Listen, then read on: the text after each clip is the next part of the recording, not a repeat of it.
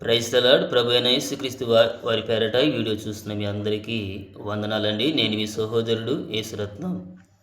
ఈ వీడియో ద్వారా మీ ముందుకు రావడానికి కారణము రాజుల మొదటి గ్రంథము 13వ అధ్యాయములో పంపబడిన ఒక ప్రవక్తను మనం చూస్తూ ఉన్నాం.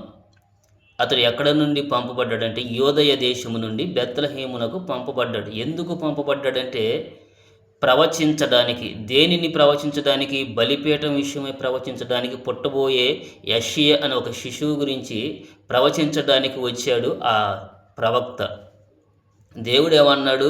నువ్వు ఆ ఇంటిలో ఆ ఊరిలో ఏమి తీసుకోవద్దు, ఏమి తినవద్దు అని దేవుడు ఆ పంపబడిన ప్రవక్తకి చెప్పి పంపినట్లు మనం చూస్తాం. ఆ ప్రవక్త వచ్చాడు, బలిపీఠానికి ప్రకటన చేశాడు, శిశువు గురించి ప్రకటన చేశాడు. తిరిగి వేరొక మార్గాన తన దేశానికి వెళుతూ ఉన్నప్పుడు ఆ బెత్లెహేములో ఒక ముసలి ప్రవక్త మనకి కనబడతాడు 13వ అధ్యాయంలో.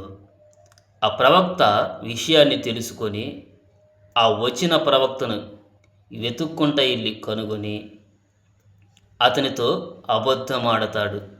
ఏమని మనం చూద్దాం. రాజుల మొదటి గ్రంథము 13వ అధ్యాయము 18వ వచనం.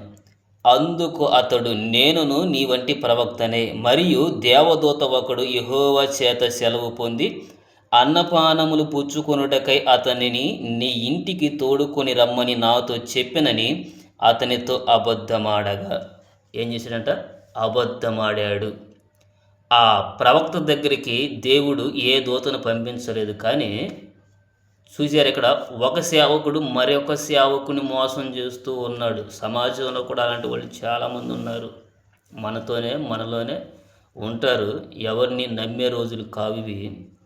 ఇక్కడ ఈ ప్రవక్త ఏమన్నాడు? ఒక దేవదూత నా యొద్దకు వచ్చింది, దేవుడు చెప్పబట్లే నేను నిన్ను ఎత్తుక్కుంటూ వచ్చాను, లేకపోతే నాకేం అవసరం అన్నట్లుగా చెప్పి నమ్మించాడు. అయితే నిజమే అనుకొని 19వ వచనం మనం చదివితే, అతడు తిరిగి అతనితో కూడా మరలిపోయి ఇంట అన్నపానములు పుచ్చుకొనెను. 20వ వచనం. వారు భోజనము చేయుచుండగా అతని వెనుకకు తోడుకొని వచ్చిన ఆ ప్రవక్తకు యెహోవా వాక్కు ప్రత్యక్షమాయెను. అతడు యోదయ దేశములో నుండి వచ్చిన దైవజనుని పిలిచి, యెహోవా ఇలాగూ ఆజ్ఞ ఇచ్చుచున్నాడు, నీ దేవుడైన యెహోవా నీకు ఆజ్ఞాపించిన దాన్ని గైకొనక, ఆయన సెలవిచ్చిన నోటి మాట మీద తిరుగుబడి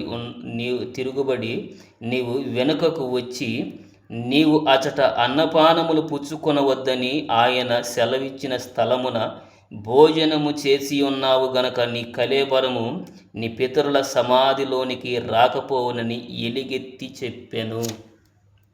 చూసారా? ఒక అబద్ధము ఒక దైవజనుడి ప్రాణాన్ని తీసేసింది. అక్కడ జరిగిన సందర్భం అంతా కూడా మనకు తెలుసు. ఒక సింహం వచ్చి ఆ దైవజనుడిని చంపటం మనం చూస్తాం. సేవ జీవితం అనేది అంత సాధారణమైనది కాదు. సేవలో మనల్ని మెచ్చుకునే వాళ్ళు ఉంటారు, తిట్టుకునే వాళ్ళు కూడా ఉంటారు. సేవలో మనకి హెల్ప్ చేసేవాళ్ళు ఉంటారు, హేళన చేసేవాళ్ళు కూడా ఉంటారు. సేవ అనేది ముళ్ళ మీద ప్రయాణం లాంటిది. సేవ అనేది చావుతో సమానమైనది. అన్నిటికీ తెగించగలిగి ముందుకు వస్తేనే సేవలో నిలబడగలుగుతాం. మీరు అనొచ్చు, వీడియో చూస్తున్న మీరు అనుకోవచ్చు, నీకు ఎంతో అనుభవం ఉందేమో అన్నట్టు మీరు అనుకోవచ్చు. నాకేం అనుభవం లేదు. నేను కూడా దేవుని పాదాల యొద్ద కూర్చొని నేర్చుకుంటూ ఉన్నా. నేను దేవుని యొద్ద ఏ విషయాలైతే నేర్చుకుంటానో అవే సంఘానికి బోధిస్తా. అంతేగాని ఏదో గొప్పలకు పోయి తెప్పులు తెచ్చుకోవాలన్న ప్రయత్నం అదైతే కాదు. దేవుని సన్నిధిలో మనం ఎంత యథార్థంగా, ఎంత నమ్మకంగా దేవుని సేవలో నమ్మకంగా మనం కొనసాగుతామో దేవుడే మన సేవను బలపరచువాడు. దేవుడే మన సంఘాన్ని అభివృద్ధిపరచువాడు. ఎందుకంటే దేవుడు గనక ఏ ఒక్కరిని నడిపించకపోతే మనకి సేవకులని గుర్తింపు అసలు ఉండనే ఉండదు. గమనించండి. అంతేకాని ఇక్కడ మనం చూసాం, ఒక ప్రవక్త ఇంకొక ప్రవక్త ప్రాణం తీశాడు, అబద్ధమాడి. కాబట్టి మనము మన చుట్టూ ఉన్న వారిని దృష్టిలో పెట్టుకోవాలి.